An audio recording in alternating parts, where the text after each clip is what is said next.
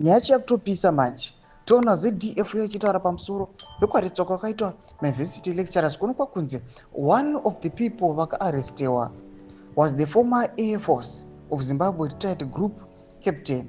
Aiwa, mashoko ari kuonekwa kunzi panguva ino akonzera maspeculations zvireva kuti ZDF ikurumidze yati aiwa isusu tanga tisimo maactions awa. Sana pinda masvika mudanyorwa panapa ndobva subscribe like out on the bell icon.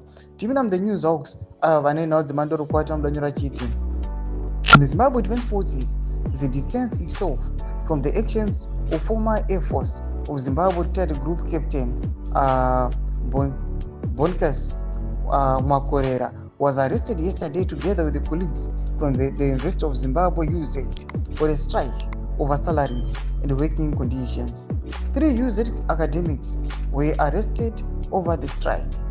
The lecturers are demanding that their salaries be reinstated to pre-October 2018 levels of $2,250 a month for juniors.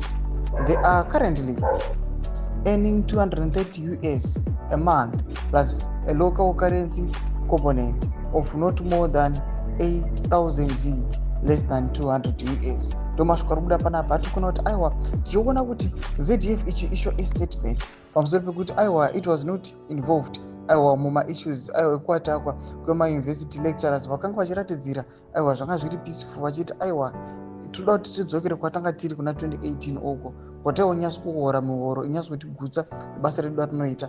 Panguva inoi toona kuti kuarresta kwainvolva the former Air Force of Zimbabwe retired group captain panguva ino kukonzera maspeculations zvaita kuti aiwa wabva waburitse aiwa an emergency statement. Ngodziya mafungiro enyu munoti kudii pamusoro pechiitiko ichi zvinyaso kuonekwa kuti kunyange needucation yacho munyika yezimbabwe anototi uto nomwana wako wekuuniversity uchiona nemalecturers acho asiri kugutsikana achiona ma$200.